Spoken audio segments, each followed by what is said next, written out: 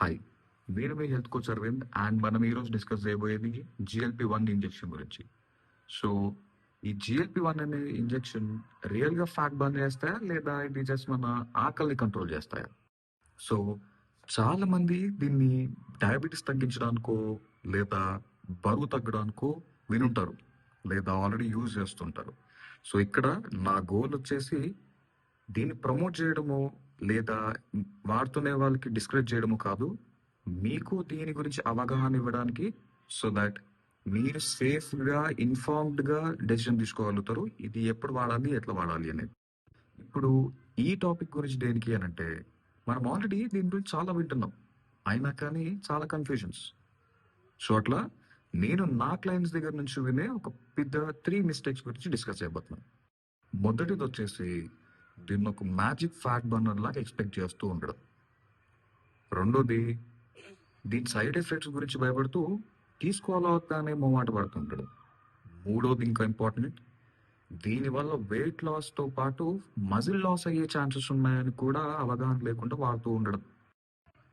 చాలా మంది దీన్ని ఒక ప్రాపర్ న్యూట్రిషనల్ గైడెన్స్ లేకుండా లేదా ఒక లాంగ్ టర్మ్ స్ట్రాటజీ లేకుండా వాడుతూ ఉండడం, అదొక పెద్ద మిస్టేక్.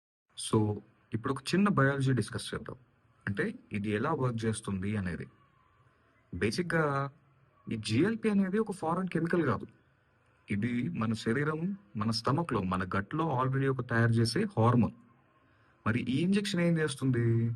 దాన్ని ఇమిటేట్ చేస్తుంది అన్నమాట. అంటే దానిలాగా పనిచేయడానికి ప్రయత్నిస్తుంది. ఇదేం చేస్తుంది? ఈ హార్మోన్ అనేది మీ బ్రెయిన్కి ఆకలిని తగ్గించే ఫీలింగ్ని పంపిస్తుంది, ఆ సిగ్నల్ని పంపిస్తుంది. అట్లాగే మీరు తినే ఫుడ్ కొద్దిగా తిన్నా సరే ఎక్కువగా అయిపోయినట్టు ఆ సిగ్నల్ పంపిస్తుంది. అండ్ మీరు తినే ఆహారం కూడా మీ కడుపులో ఎక్కువసేపు ఉండడానికి హెల్ప్ చేస్తుంది, సో దాట్ వెంటనే మళ్ళీ ఆకలి అవ్వకుండా. అట్లాగే ఇది ఇన్సులిన్ సెన్సిటివిటీ పెంచడానికి, అంటే మీ ఇన్సులిన్ అనే వాడకాన్ని పెంచడానికి, మెరుగుపరచడానికి హెల్ప్ చేస్తుంది. ఇక్కడ ఇంపార్టెంట్ పాయింట్ ఏంటంటే, ఇది మ్యాజిక్ లాగా ఫ్యాట్ బర్న్ చేయదు. ఇది మీ ఆకలిని తగ్గించడానికి, అట్లాగే మీ తినే పోర్షన్ని కంట్రోల్ చేయడానికి హెల్ప్ చేస్తుంది. మరి దీన్ని వాడుతున్నప్పుడు జాగ్రత్తలు తీసుకోవాల్సింది ఏంటి? ముందుగా ప్రోటీన్ తక్కువ తీసుకోకూడదు, అట్లాగే క్యాలరీస్ని చాలా తగ్గించకూడదు, అట్లాగే ఇంపార్టెంట్గా మజిల్ బిల్డింగ్ ఎక్సర్సైజ్ అంటే స్ట్రెంగ్త్ ట్రైనింగ్ని ఆపకూడదు, లేదా మజిల్ లాస్ అయ్యే ఛాన్సెస్ అక్కడ ఉంటాయి. అంటే చాలా తక్కువ క్యాలరీస్ తీసుకోవడం వల్ల, అట్లాగే మజిల్ బిల్డింగ్ ఎక్సర్సైజ్ లేకపోవడం వల్ల, ప్రోటీన్ అనేది మనకు కావాల్సిన తీసుకోకపోవడం వల్ల మీ మెటబాలిజం అనేది తగ్గుతుంది, అట్లాగే అక్కడ మజిల్ లాస్ జరుగుతుంది. అందుకే ఇది ఆపగానే, దీన్ని స్టాప్ చేయగానే మళ్ళీ బరువు పెరిగే ఛాన్సెస్ కూడా ఉంటాయి. మరి కంక్లూజన్ ఏంటంటే, ఈ GLP-1 అనేది చాలా పవర్ఫుల్ టూల్.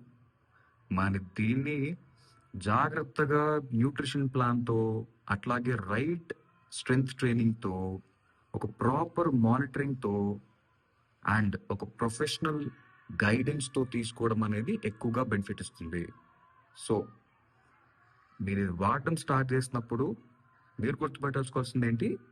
మీరు రెగ్యులర్గా మానిటర్ కూడా చేస్తుండాలి, బరువు చుట్టుకొలతల గురించి, మీ షుగర్ గురించి.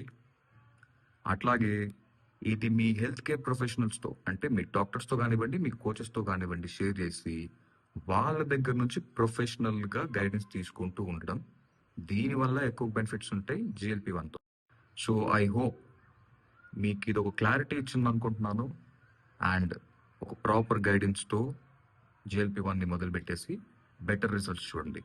I will meet you soon. Stay healthy.